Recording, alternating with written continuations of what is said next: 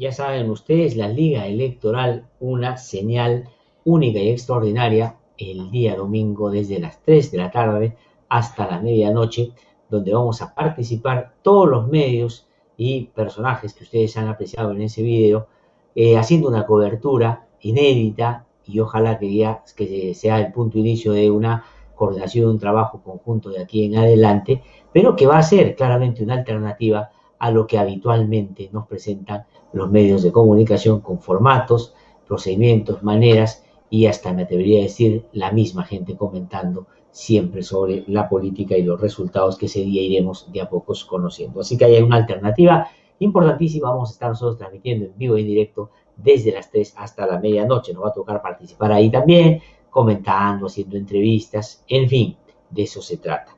Bueno, vamos a ahora conversar con un candidato al Congreso de la República. Él es ingeniero, titulado de la Universidad Nacional Pedro Luis Gallo en Lambayeque, es también docente universitario, hace parte del equipo de gerentes públicos de Servir, lo que le da un conocimiento del Estado y le ha permitido trabajar en varias instancias públicas. Él va con el número 30 por Lima y ha tenido la gentileza de darnos unos minutos esta mañana para alcanzarnos su propuesta, sus planteamientos, no solo concretos en términos de lo que a él le motiva en llegar al Congreso, sino aquellos que defiende su partido político que está en este momento en contienda. Vlado, ¿qué tal? Qué gusto saludarte. Muchas gracias por contestarnos esta mañana. Quisiera yo comenzar preguntándote por justamente tu paso por las instituciones públicas a propósito de lo que hace algún tiempo parecería haber sido un consenso de que sea Servir la institución que pueda certificar la calidad profesional de quienes se ocupe de cargos importantes en el manejo del Estado. Cuéntanos un poquito por ahí cómo va tu experiencia, cómo así, digamos, se desarrollaron todas estas certificaciones y qué concretamente dirías tú que hay que ir mejorando para que eso no sea, digamos, el hecho aislado, sino el denominador común de la función pública de un Estado poco eficiente como el nuestro. Sí, gracias, Gleiser, por la oportunidad de dirigirnos a tu audiencia. En el contexto de la pregunta de mi experiencia como gerente público, habiendo ganado mi puesto por concurso público, una de las cosas más importantes es la relevancia de aumentar la eficacia, la eficiencia y la calidad de los servicios públicos. Creo que ahí la alta dirección, los directivos públicos cumplen un papel importante. Y acá me dirijo a los más de 700 gerentes públicos que tenemos en el país. Pero es importante que eso se fortalezca en las diferentes instancias. Hoy yo creo que hay dos sectores que son vitales para eso. Uno es el sector salud.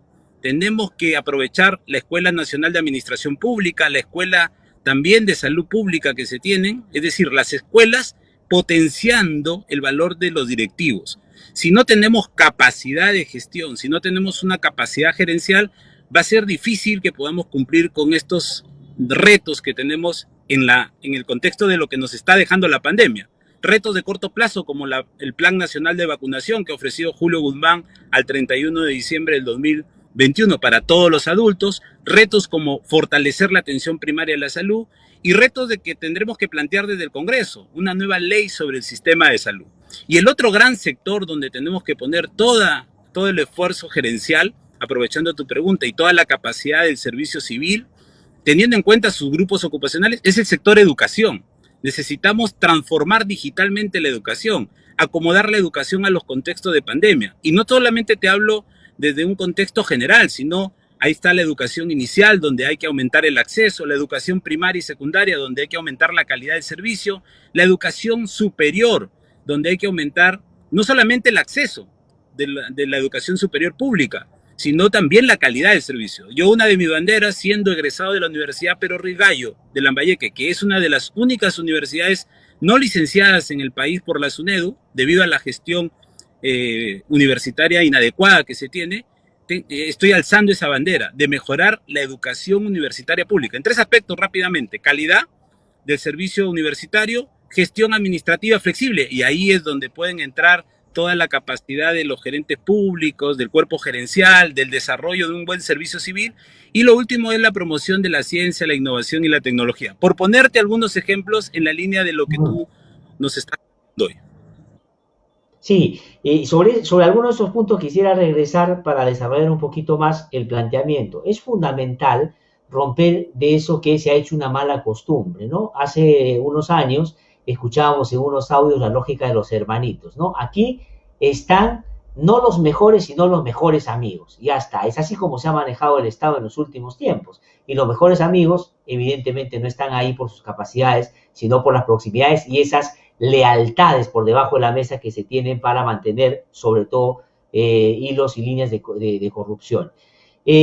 Sobre eso quería preguntar, es decir, en este momento, ¿cuánto, y si nos puedes poner un ejemplo concreto, podría mejorar, ¿no es cierto?, la gestión pública si es que pudiésemos hacer de los servidores al más alto nivel, ¿no es cierto?, de los gerentes, gente que tenga una carrera que sea elegida por concurso público y que por supuesto esté sometida a una dinámica también de crecimiento en su carrera que justamente le podría hacer avanzar o finalmente salir si es que tiene un mal comportamiento.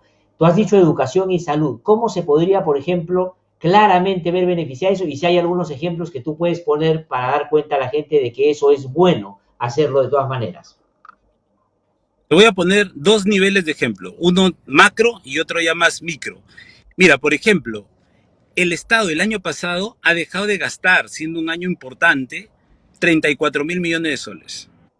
Y según los estudios de la Contraloría, en corrupción, que es una apuesta que tiene el Partido Morado y lo ha demostrado en la bancada morada, lo que llamamos 1.0, su lucha frontal contra la corrupción, no blindar absolutamente a nadie. Nosotros vamos a seguir en esa misma línea. Según la Contraloría, se va en corrupción más o menos 23.000 millones de soles. Si tú sumas 34.000 por ineficacia e ineficiencia del Estado, más 23.000 por corrupción, tienes 57.000 millones de soles que no se gastan bien en el Estado. ¿Qué asegura un cuerpo de gerentes públicos? ¿Qué asegura un desarrollo de capacidades directivas en el Estado, activando las escuelas que tenemos en el Estado? Que aumente la capacidad de gasto del Estado. Y eso redunde en mayores obras, mayores servicios, mejoras de la calidad de servicio, transformación digital que necesitamos para modernizar el Estado.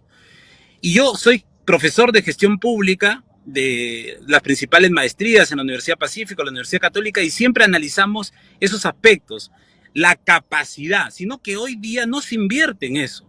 Hoy día cada servidor público, cada funcionario público por su cuenta hace eso. Lo que estoy planteando es que hay que hacerlo desde las escuelas que ya tenemos.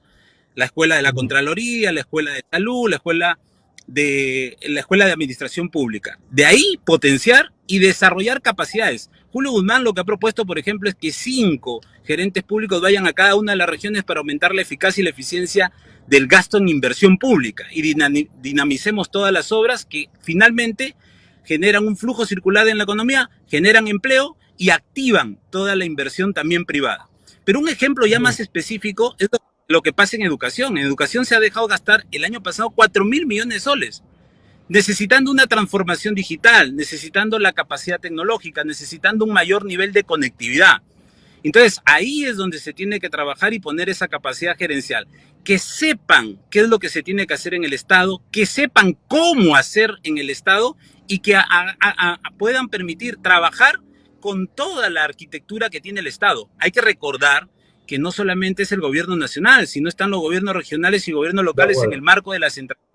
Y hay que fortalecer ese mecanismo con capacidad gerencial y capacidad en los servidores públicos, para que todo el recurso humano del Estado sea... Hay una línea de formación y de fortalecimiento de capacidades que vienen efectivamente ya de cara concreta a la función pública. Y la otra, que Vlado, tú has resaltado en tus propuestas, es la defensa del trabajo de la SUNEDU, la Superintendencia Nacional de Educación Superior, para que la universidad, que es la que forma, además viniendo, como tú bien dices, y ese va a ser una tremenda motivación, una universidad que no pasó el licenciamiento justamente porque no ha afinado esas capacidades y se ha resistido a ese cambio inevitable. ¿Debería eso extenderse, por ejemplo, también ya no solo a las universidades, sino a los centros de formación productiva y tecnológica, que es, digamos, otra rama que le dota al Estado de algunas personas que pueden trabajar en tareas muy específicas? Y lo último, ya para terminar junto con eso, es decir, la ciencia y la tecnología, ¿en qué orden lo ponemos y qué propuestas concretas hay sobre eso?